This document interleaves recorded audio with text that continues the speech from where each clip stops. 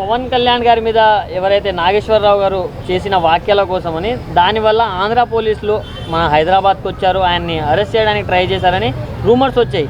So దానికి బదులుగా ఈరోజు జనసేన పార్టీ వాళ్ళు కూడా ప్రెస్ క్లబ్లో మీటింగ్ పెట్టడం జరిగింది. సో ఈ ఓవరాల్ ఇష్యూని మీరు ఎలా చూస్తారు? దీని మీద మీ స్పందన ఏంటి? ఒకటి ఎట్లా అంటే పవన్ కళ్యాణ్ గారు ఆయనే మళ్ళా అర్థమైందా, అది ఢిల్లీలో ఏదో జరిగిందని చెప్పేసి మన నాగేశ్వరరావు గారు ఒక పుకారు చేశాడు. అది వాళ్ళ రెండు రాష్ట్రాల్లో అల్చర్ చేస్తుంది. అర్థమైందా? ఆయన కూడా ఒక ఎలా అంటే ఆయన వ్యక్తిగతంగా ప్లాన్ చేసుకున్నాడు, కానీ ప్రజల మధ్య రెండు రాష్ట్రాల మధ్య ఆగ్యం పోసాడు, అంటే నిప్పంటించాడు. ఇది కరెక్ట్ కాదు. నాగేశ్వరరావు గారు మీరు మేధావులు, ప్రొఫెసర్లు, విశ్లేషకులు, మీకు ఛానల్స్ ఉన్నాయి, ఛానల్స్లో పార్ట్నర్షిప్లు ఉన్నాయి. అర్థమైందా? ఇప్పుడు ఆల్రెడీ విత్డ్రా చేసుకున్నారు మీరు, అది మీరు వినలేదు, విన్నారు, మీకు పుకారు ఇన్ఫర్మేషను. అమిత్ షా, నాదెండ్ల మనోహర్, పవన్ కళ్యాణ్ గారు ఏదో మాట్లాడుకున్నారు జగన్ అరెస్ట్ చేయాలనే విషయం. సరే, జన సైనికులు అంతా మీడియాలో నీకు రెవల్యూషన్ వచ్చింది కాబట్టి పవన్ కళ్యాణ్ గారు, నాదెండ్ల మనోహర్ వాళ్ళు కూడా ఇది విరమించుకోండి అంటే నువ్వు విత్డ్రా చేసుకుని మళ్ళీ హైదరాబాద్లో నిన్ను ఎవరో పిలిస్తే మళ్ళీ రెచ్చిపోయి రెచ్చగొట్టి ఇది కరెక్ట్ కాదు. ఎందుకంటే తెలంగాణ ఉద్యమం నాకు చాలా ఇష్టం, ప్రాణం. ఇప్పుడు లెఫ్ట్ బాబోజాము ఈ కమ్యూనిస్టులను ఎవరైనా అడ్డం పెట్టుకుని ఇలా రాజకీయాలు చేయకండి ప్లీజ్. కమ్యూనిస్టుల పని అయిపోయింది. నక్సలిజం, ఎందుకంటే నిజాయితీగా ఒకప్పుడు నక్సలిజం ఉండేది, నిజాయితీగా నాకు కమ్యూనిస్టులు ఉండేవారు. ఇప్పుడు అవి లేరు, అది చచ్చిపోయింది. ఎందుకంటే నేను ఆ సిద్ధాంతాలతో నాకు కమ్యూనిస్టులకి నక్సలైట్లకి కూడా నేను తిరిగి పెరిగినోడిని చెప్తున్నా మీకు. అవి మీరు చంపుకోబట్టే మాలాంటి వాళ్ళు కూడా సైడ్ అయిపోతున్నారు. అర్థమైందా? గుర్తుపెట్టుకోండి మీరు. ఎందుకని మీరు ఎందుకు ఇలా చేస్తున్నారు కొన్ని పార్టీలు? గుర్తుపెట్టు. ఎందుకంటే ఇప్పుడు పవన్ కళ్యాణ్ గారు ఏంటి, సనాతన ధర్మం, దేశం కోసం ధర్మం కోసం ఆయన బతుకుతున్నాడు. అర్థమైందా? అన్ని కులాలు కలిసి ఉండాలంటున్నాడు, అన్ని మతాలు కలిసి ఉండాలంటున్నారు, ప్రజల కోసం సేవ చేయాలంటున్నాడు, సేవ చేస్తున్నాడు. సినిమా ఫీల్డ్లోనూ తను సంపాదించుకున్న డబ్బేదో రాజకీయంలో తిరుగుతున్నా తన డబ్బే ఖర్చు పెట్టుకుంటున్నాడు. రాజకీయాల నుంచి వచ్చిన డబ్బును కూడా ప్రజలకు ఖర్చు పెడుతున్నాడు. ఇప్పుడు ఏది అనందాన్ని నువ్వు పుకారు లేపి నువ్వు ఇటు తెలంగాణలో బీఆర్ఎస్లో పోటీ చేయాలని చూస్తున్నావు. నీ ప్లాన్ నాకు తెలుసు, నిన్ను నేను గమనిస్తున్నాను. ఎందుకంటే నాకు కొంత నాలెడ్జ్ ఉంది. ఎందుకంటే నీ విశ్లేషకుడు, నీ మాట్లాడే విధానం, నీ మీడియాలో నీ వాయిస్, నీ మూమెంట్స్, నువ్వు ఏ రేంజ్కి వస్తున్నావో, ఏ రేంజ్కి తీసుకొస్తున్నావో, ఏ రేంజ్కి ఏ పార్టీకి సపోర్ట్ చేస్తున్నావు, గ్రౌండ్ వర్క్ చేస్తున్నావు అనేది కూడా నాకు తెలిసిన నాలెడ్జ్లో నేను గమనిస్తున్నాను. నీ మీడియాలో నీ యొక్క న్యూస్ చూస్తూ చూడు. అక్కడేమో ఆంధ్రాలోనేమో వైఎస్ఆర్సీపీ తరఫున మాట్లాడదామని చూస్తున్నావు. అర్థమైందా? అప్పట్లో కూడా నువ్వు రాజశేఖర్ రెడ్డి అలాగా నీకు ఇవన్నీ పరిచయాలు ఉన్నాయి. కానీ ఎన్ని పరిచయాలు ఉన్నా నీకున్న రేంజ్కి, నీకున్న విశ్లేషకుడికి, జర్నలిస్ట్కి, ప్రొఫెసర్కి ఇట్లా గొడవ ఉన్న విషయం అది. ఒక విషయం చెప్పు, నువ్వు ప్రూఫీ. ఇవాళ రేపు నాదెండ్ల మనోహర్, పవన్ కళ్యాణ్ గారు కలిసి అమిత్ షా దగ్గర జగన్ అరెస్ట్ చేయండి అన్న విషయం ఒకటి ప్రూఫీ. ఒప్పుకుందాం. లేదు. ఎందుకు ఇట్లాంటి చేయొచ్చా? ఒక నలుగురికి చెప్పవలసిన పెద్ద మనిషివి ఇట్లాంటి పనులు చేయొచ్చా? ఇప్పుడు నీకు కావాలంటే పదవి కావాలంటే ఎవడో ఒకటి ఇస్తాడు, నీకు ఒక నేమ్ ఉంది. అర్థమైంది? ఇటు బీఆర్ఎస్ వాళ్ళు ఇస్తారు, లేకపోతే వాళ్ళు ఇస్తారు. నిన్నగాక మొన్నేమో బండి సంజయ్ని టార్గెట్ చేశారు. చూడు, ఒకటి చెప్తున్నా పబ్లిక్కి, ఈ రాజకీయ నాయకులు చెప్పే మాత్రం దయచేసి మీరు నమ్మకండి. మీరు మంచి వ్యక్తులు ఎవరుంటారో వాళ్ళకి సపోర్ట్ చేయండి, వాళ్ళకి సపోర్ట్గా నిలవండి. బండి సంజయ్ అన్న కూడా తెలంగాణలో మంచివాడు. ఎందుకంటే ఆయన్ని బీజేపీ కలకట్టాలో గెలిచిందని, ఇక్కడ బీజేపీ గెలుస్తుందని, బీజేపీ గెలిస్తే బండి సంజయ్ సీఎం అవుతాడని ముందుగానే ప్లాన్ చేసుకుని ఆయన టార్గెట్ చేసుకుని ఆయన కొడుకుని పట్టుకుని ఆయన బ్లేమ్ చేశారు. ఎందుకంటే ఆ అమ్మాయి అంటున్నాం, ఆ అమ్మాయి ఏమీ మైనర్ కాదు, మేజరే. ఆ అమ్మాయికి 23 years. అర్థమైంది? అది ఇప్పటి వరకు బయటపడలా. సార్, ఇప్పుడు వైఎస్ఆర్సీపీ ప్రభుత్వం ఉన్నప్పుడు వైఎస్ఆర్సీపీ వాళ్ళు కూడా ఆరోపణలు చేశారు నాగేశ్వరరావు పైన.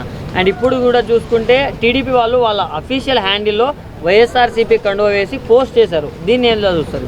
ఆల్రెడీ ఇప్పుడు రాజశేఖర్ రెడ్డి అప్పుడు కూడా ఈయన వాళ్ళకి సపోర్ట్ చేశాడు. ఇప్పుడు గ్రౌండ్ వర్క్ కూడా వాళ్ళకి చేస్తున్నారు. ఎందుకంటే ఇప్పుడు ప్రత్యేకించి పదే నేను చెప్పక్కర్లా, ఈయన వైఎస్ఆర్సీపీకి అక్కడ చేస్తున్నాడు. ఇప్పుడు ఏంటంటే ఇక్కడ కూడా బీఆర్ఎస్ కూడా సపోర్ట్ చేయడానికి. అంటే సార్, ఇప్పుడు ఆంధ్ర తెలంగాణ విడిపోయినా కూడా ఆంధ్ర పోలీసులు మన రాష్ట్రంలోకి చొరబడి ఆయన్ని అరెస్ట్ చేయడానికి ట్రై చేస్తున్నారంటే ఇప్పటికీ కూడా తెలంగాణ పైన ఆంధ్ర వాళ్ళు ఆధిపత్యం చెలాయిస్తున్నారా? అది ఆధిపత్యం కాదు. ఇప్పుడు ఇక్కడ ఉన్నవాడు తప్పు చేసి గోవాలో దాక్కుంటే అది ఆంధ్ర పోలీస్ అయినా తెలంగాణ పోలీస్ అయినా అక్కడికి వెళ్ళి తీసుకురావాలి.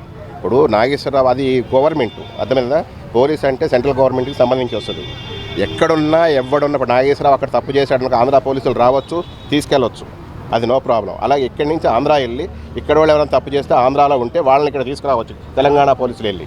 అర్థమైందా, పోలీసులకు ఎక్కడైనా రైట్స్ ఉంటాయి. ఇప్పుడు చూడండి, మనం చూస్తుంటాం ఎన్నెన్నో ఇక్కడ కేసులు అవుతాయి, గొడవలు ఉంటాయి. ఆడు ముంబైలో దాక్కుంటాడు, వాడిని పట్టుకొస్తారు ఇక్కడ. అర్థమైందా, అలాగే కాశ్మీర్లో దాక్కుంటాడు, వాడిని పట్టుకొస్తారు ఈ పోలీసులు. అవి రైట్స్ ఉంటాయి. నోటికి అదుపు లేకుండా ఈ పాశం యాదగిరి అంట మరి ఇంత ఘోరంగా ఇంత నిష్కారణంగా సినిమా వాళ్ళని ఉచ్చనీచాలు లేకుండా తిడుతున్నాడు. దీని గురించి మరి తెలుగు సినిమా ప్రొడ్యూసర్స్ కానీ, అంటే నేను కూడా సినిమా వాడిని కాబట్టి తెలుగు సినిమా హీరోలు కానీ దీని గురించి ఎవరన్నా ఖండిస్తున్నారా, ఖండీలేదు నాకైతే తెలియదు. కానీ వయసు 70 దాకా వచ్చినట్టుంది ఆ వ్యక్తికి.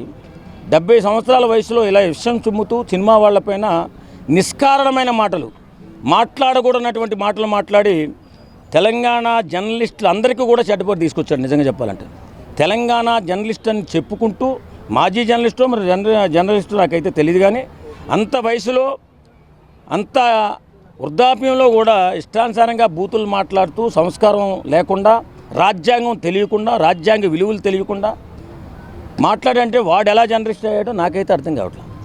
వాస్తవంగా సినిమావాడు ఏదైనా 10 రూపాయలు సంపాదించుకుంటే సమాజ సేవలో ఉపయోగపడాలని, సమాజానికి ఉపయోగపడాలని ఆలోచిస్తూ చాలామంది ఇప్పుడు పవన్ కళ్యాణ్ గారు కానీ, లేకపోతే అలాగే మన మహేష్ బాబు గారు కానీ, అలాగే మన లారెన్స్ గారు కానీ, వీళ్ళు ఎన్నో సేవా కార్యక్రమాలు చేసుకుంటూ పేద ప్రజలను ఉద్ధరించుకుంటూ, మహేష్ బాబు గారు ఆపరేషన్లు చేయించుతూ, చిరంజీవి గారు గొప్ప ఇక్కడ బ్లడ్ బ్యాంక్ పెట్టి ఎన్నో సేవా కార్యక్రమాలు చేస్తుంటే కళ్ళు లేని కబోదులా వీళ్ళు? నాకు అర్థం కాదు. కళ్ళు మూసుకుపోయి మాట్లాడుతున్నారు వీళ్ళు. కళ్ళు లేని కబోదులా, మూర్ఖులా, పశువు అయినా కానీ కొంచెం గౌరవంగా మాట్లాడుతుంది. సినిమా వాళ్ళని ఇంత ఉచ్చనీచాలు లేకుండా మాట్లాడినటువంటి ఆ వ్యక్తిని కనీసం ఇంతవరకు ఒక హీరో కానీ, ఒక ప్రొడ్యూసర్ కానీ, ఒక డైరెక్టర్ కానీ ఖండించకపోవడం అంటే సినిమావాడు ఏమన్నా ఊరుకుంటాడనే ఆలోచనలోకి వెళ్ళిపోయారేమో నాకైతే అర్థం కావట్లా. మీకు చేత కాకపోతే చెప్పండి, మేము మాట్లాడగలుగుతాం, ఎంతకైనా తెగించి ఉంటాం మేము కూడా. అంత నిష్కారణంగా నిస్సిగ్గుగా మాట్లాడతాడు అంత వయసులో కూడా. అడు మనిషా పశువా నాకు అర్థం కాలేదు. ఇలాగ మాట్లాడుతూ ఎవరి మీదో ఉన్నటువంటి కోపాన్ని సినిమాలో ఉన్నటువంటి బ్రతుకుతున్నటువంటి ప్రతి ఒక్కరి మీద చూపించి దుర్మార్గంగా మాట్లాడినటువంటి ఇలాంటి దరిద్రుల్ని ప్రెస్ క్లబ్లోకి తీసుకొచ్చి మాట్లాడించు ఎంత తప్పో అంత తప్పు. ఖచ్చితంగా ఆ యాదగిరి అయినటువంటి ఆ మూర్ఖుడిని తప్పనిసరిగా అరెస్టు చేయాలా.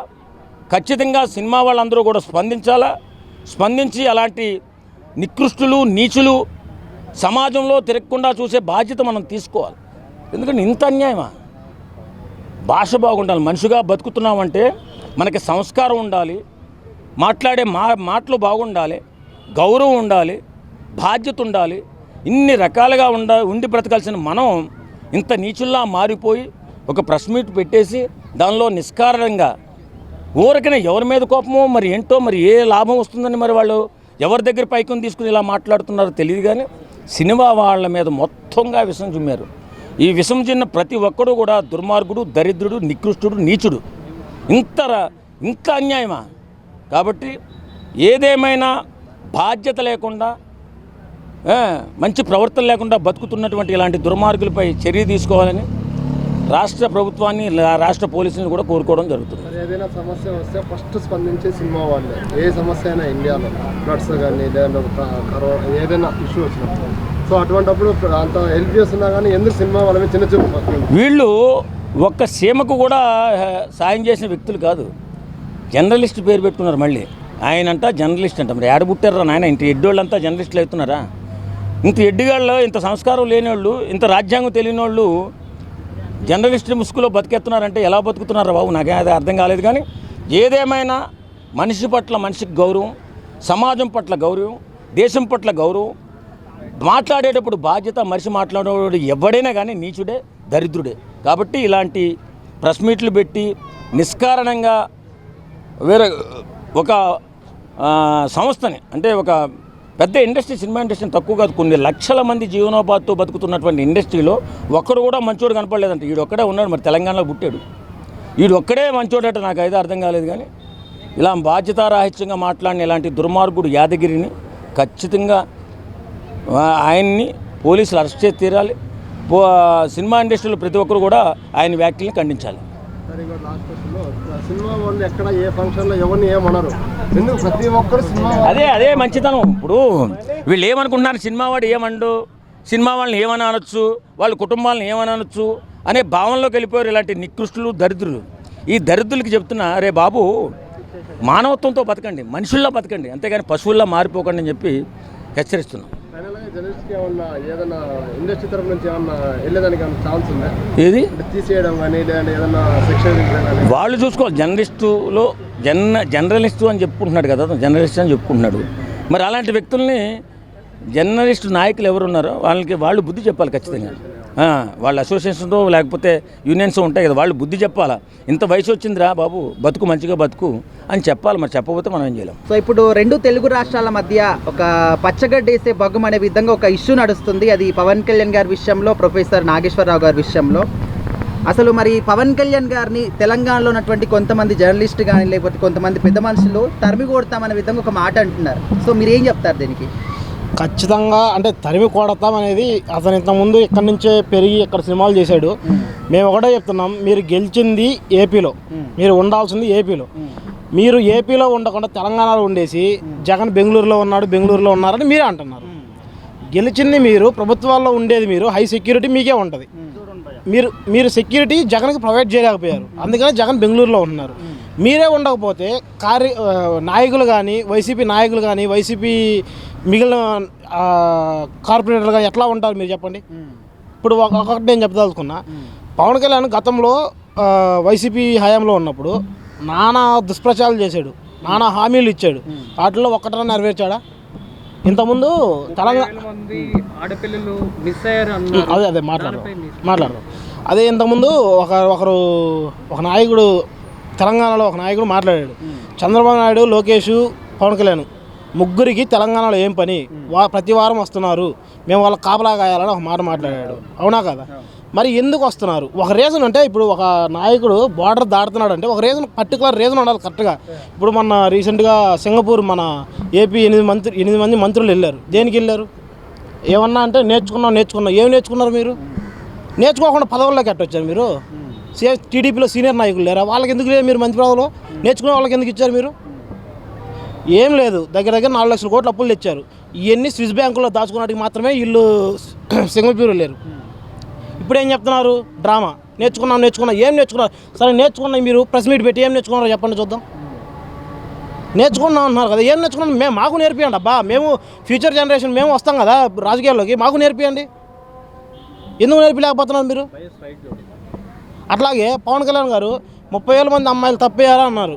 దాని గురించి అంటే నెలకు ఒకరిని తీసుకొచ్చినా సరే, అంటే మీరు తీసుకురావాలా 30,000 మంది అమ్మాయిల పేర్లు తీయండి, 2029లో జగన్ వచ్చినప్పుడు జగనే తీసుకొస్తాడు. అది ఆ విషయం అనేది బోగస్ అంటారా? ఖచ్చితంగా బోగసే. మన ఆయనే మాట్లాడండి కదా, ఏమంటారు అమ్మాయి దిశనా, దిశ గురించి మాట్లాడమంటే, దిశ దీంట్లో పెద్ద వాళ్ళు ఇన్వాల్వ్ అయ్యి ఉన్నారు. ఇంతకుముందు ఏమన్నాడు? నాకు సెంట్రల్ గవర్నమెంట్ నిఘాలు ఉన్నాయి, నాకు నిఘాలు చెప్పాయి అన్న, 30,000 మంది మిస్ అయ్యారని చెప్పి అన్నాడు. ఇప్పుడే అడిగిపోయాయి ఆ నిఘాలు. ఇప్పుడు సెంట్రల్ గవర్నమెంట్ మీ చేతిలోనే ఉంది కదా, ఇప్పుడే అడిగిపోయా నిఘాలు తీసేశారా? మీరు చెప్పండి, తీసేశాడా? పవన్ కళ్యాణ్ది అసలు పవన్ కళ్యాణ్ గురించి మాట్లాడడం అనవసరం. ఎందుకంటే ఓసర వెళ్ళైనా కొన్ని రంగులే మార్చుద్ది, ఏం అట్ట కాదు. ఏ పార్టీ జెండా కనబడితే ఆ పార్టీ జెండా పట్టుకుంటాడు, ఎవరు కనబడితే వాళ్ళు కాళ్ళు పట్టుకుంటాడు. ఇప్పుడు త్వరలో జగన్మోహన్ రెడ్డి హైదరాబాద్ మకా షిఫ్ట్ చేస్తున్నాడు.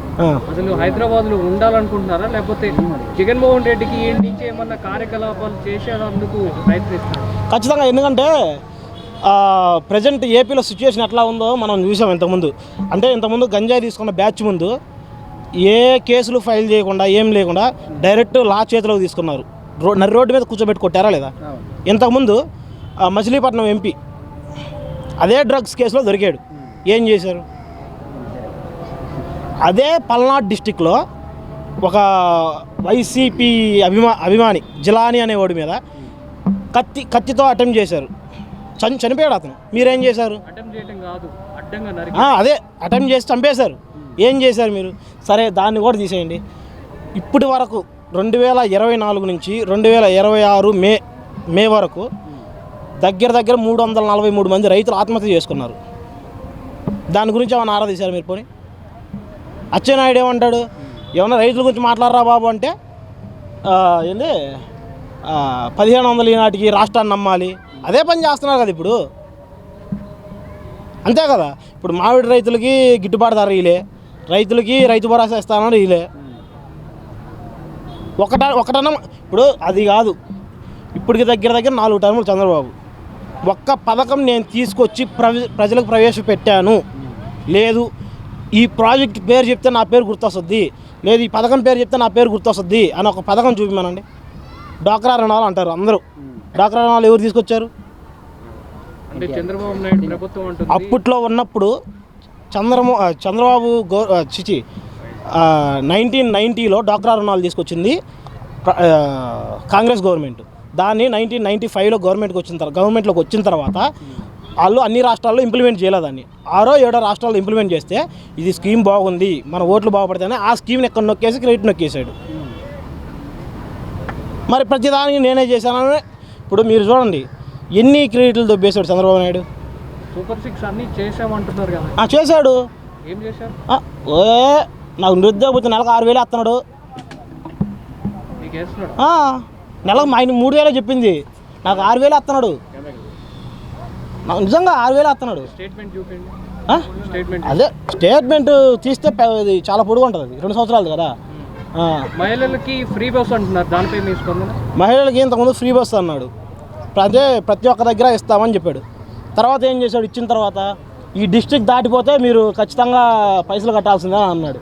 మరి ఎందుకు ఫ్రీ బస్ అంటే ఇప్పుడు రేవంత్ రెడ్డి ఇస్తున్నాడు, ఎక్కడి వరకు ఇస్తున్నాడు?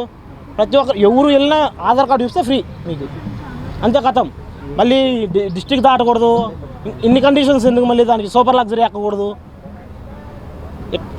చేస్తే పథకాలు చేస్తాం. ఇప్పుడు మేము ఇంతకుముందు ఏదో అన్నారని చెప్పని పవన్ కళ్యాణ్ ఒక స్టేట్మెంట్ ఇచ్చాడు, విజయ్ సింగిల్గా వచ్చాడు, జగన్మోహన్ రెడ్డి విజయ్ సింగిల్గా వచ్చాడంటే ఇప్పుడు నువ్వు అన్నావు ఇంతకుముందు, మేము సింగిల్గా వస్తుంటే సీట్లు గెలవలేకపోతున్నాము, మమ్మల్ని ప్రజలు ఓడిస్తున్నారు, మీరు వేస్తారా ఓట్లు అడుగబ్బా నువ్వు, నేను మంచిగా చేస్తా అని చెప్పి అడుగు. 2 సంవత్సరాలు నిలదొక్కో, 3వ సంవత్సరం కూడా నిలదొక్కో, ఎందుకు వేరు ఓట్లు? నెక్స్ట్ రాబోయే రోజుల్లో పవన్ కళ్యాణ్ సింగిల్గా పోటీ చేయొచ్చు అంటారా? అదే చెప్పా కదా మొన్న, ఇంతకుముందు ఇక్కడే ప్రెస్ మీట్లో చెప్పా ఒకటి, జనసేన పార్టీ నాయకులకి కార్యకర్తలకి మేడే శుభాకాంక్షలు రా అని చెప్పా. ఎప్పటికీ జెండా కూలి